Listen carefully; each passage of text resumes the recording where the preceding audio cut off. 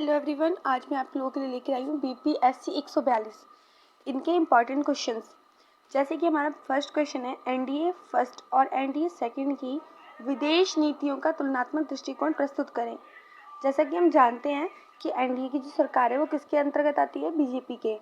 और जल्दबाजी, जब स्टार्टिंग में एनडीए की सरकार बनी थी तब 3 बार बीजेपी ने इसका नेतृत्व किया था। पहली बार 13 दिन के शासनकाल में, दूसरा 13 महीने के शासनकाल में, और उसका अगला 1999 13 अक्टूबर को 5 साल पूरा। चलिए आइए हम पढ़ते हैं। तो मैंने थोड़ा सा इंट्रोडक्शन दिया। एनडीए के तहत भारत की विदेश नीति प्रथम भारतीय जनता पार्टी यानी कि बीजेपी, इसके नेतृत्व वाली राष्ट्रीय जनतांत्रिक गठबंधन एनडीए फर्स्ट सरकार अनुभवी सांसद अटल बिहारी वाजपेयी के नेतृत्व में 1998 में सत्ता में आई। बहुत कम समय में वाजपेयी ने 3 एनडीए सरकारों का नेतृत्व किया। पहली बार 16 मई 1996 को प्रधानमंत्री बनने के 13 दिनों तक रहे, क्योंकि लोकसभा में बहुमत सिद्ध नहीं कर सके। 1998 में वाजपेयी दूसरी बार प्रधानमंत्री बने, लेकिन सिर्फ 13 महीने बाद 1999 में वे सिर्फ एक वोट से अविश्वास प्रस्ताव हार गए। 1999 नए चुनाव होने के बाद वाजपेयी ने 13 अक्टूबर 1999 को तीसरी बार भारत के प्रधानमंत्री के रूप में शपथ ली और मई 2004 में हुए आम चुनावों तक प्रधानमंत्री बने रहे। इस प्रकार एनडीए ने वाजपेयी के साथ 3 बार प्रधानमंत्री बनने के रूप में 1996, 1998 से 1999 और 1999 से 2004 में शासन किया। एनडीए शासन का दूसरा चरण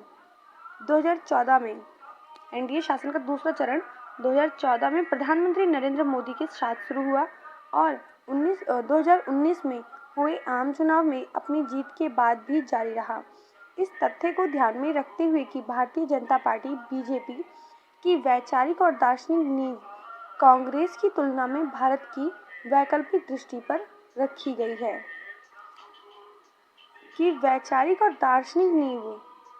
कांग्रेस की तुलना में भारत की वैकल्पिक दृष्टि पर रखी गई है। यह स्वाभाविक है कि भाजपा के नेतृत्व वाली एनडीए सरकारों के दृष्टिकोण, विभिन्न आंतरिक और बाहरी नीतियां कांग्रेस से भिन्न होंगी। फिर भी यह भी ध्यान में रखा जाना चाहिए कि किसी देश की विदेश नीति आमतौर पर देश के विभिन्न हितधारकों के बीच आम सहमति का एक उत्पाद है, ताकि सरकार के परिवर्तन से विदेश नीति में महत्वपूर्ण परिवर्तन प्रभावित न हो। बहरहाल में प्रधानमंत्री अटल बिहारी वाजपेयी के नेतृत्व वाली एनडीए सरकार ने भारत के रणनीतिक दृष्टिकोण और इसके अमल में कुछ बहुत महत्वपूर्ण बदलाव किए। 13 दिनों के छोटे से कार्यकाल को छोड़ दें तो प्रधानमंत्री अटल बिहारी वाजपेयी के 2 अलग-अलग कार्यकाल पार्टी की वैचारिक प्रवृत्तियों को ध्यान में रखते हुए भारत की विदेश नीति में महत्वपूर्ण परिवर्तन लाने के लिए जाने जाते हैं। पहले दिन से ही वाजपेयी सरकार रूसी संघ के साथ अच्छे संबंध बनाए रखने के अलावा संयुक्त राज्य अमेरिका के साथ घनिष्ठ सहयोग के पक्ष में भी थे। इसी तरह सरकार ने दक्षिण एशिया के देशों, विशेष रूप से पाकिस्तान के साथ अच्छे पड़ोसी संबंधों की नीति को आगे बढ़ाने का प्रयास किया।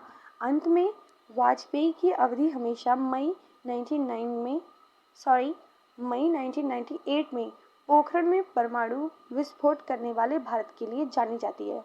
ठीक है, 1998 वाली परमाणु परीक्षण कौन सा, चलिए इसके बारे में जान लेते हैं थोड़ा सा। वाजपेयी के पहले 13 महीने के शासन के दौरान एनडीए ने 2 पहलों को बढ़ावा दिया: परमाणु शक्ति और पाकिस्तान के साथ घनिष्ठ संबंध बनाए। भाजपा भारत के परमाणु हथियारों के लिए जाने की एक बड़ी प्रतिपादक रही है। 11 मई 1998 को भारत ने राजस्थान के पोखरण में 3 परमाणु परीक्षण किए थे। 11 मई 1998 को भारत ने राजस्थान में पोखरण में 3 परमाणु किए थे। ठीक है, 11 मई 1998 में पोखरण सेकंड के साथ भारत ने खुद को परमाणु हथियार वाला राज्य घोषित भी कर दिया।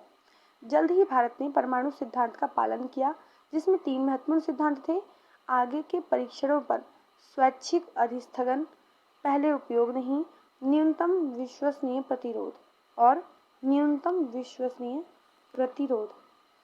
विश्लेषकों ने बताया है कि भारत ने पहली बार 1982 में श्रीमती इंदिरा गांधी के तहत परमाणु हथियारों का परीक्षण करने की कोशिश की थी।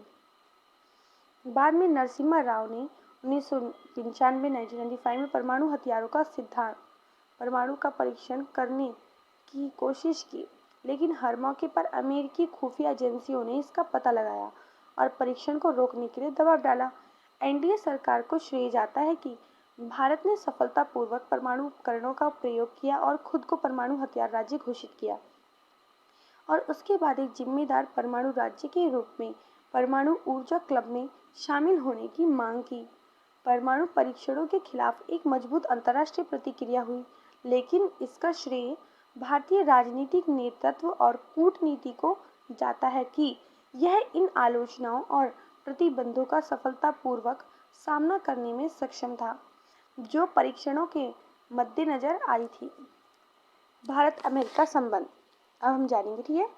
भारत अमेरिका संबंध प्रधानमंत्री अटल बिहारी वाजपेयी के कार्यकाल के दौरान कई विकास हुए। पोखरण द्वितीय के बाद भारत ने बेहतर संबंधों के लिए अमेरिका को बातचीत में शामिल किया। भारत के बढ़ते सामरिक महत्व के प्रति अमेरिकी नेतृत्व को बेहतर समझ थी। अमेरिकी राष्ट्रपति बिल क्लिंटन मार्च 2000 में भारत आए। भारत अमेरिका और अन्य शक्तियों को अपने जटिल रणनीतिक परिदृश्य से अवगत कराने में सक्षम था, जिसने उसे परमाणु शक्ति होने के लिए प्रेरित किया था। अमेरिका ने विशेष रूप से पाकिस्तान से निकलने वाले सीमा पार आतंकवाद के संदर्भ में भारत की सुरक्षा स्थिति को बेहतर सराहना की।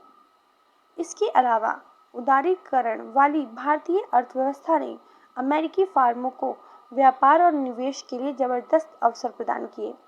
11 सितंबर 2001 9/11 को अमेरिका में हुए आतंकवादी हमले के बाद अमेरिका के साथ संबंधों ने एक नया रणनीतिक आयाम प्राप्त किया। अमेरिका पाकिस्तान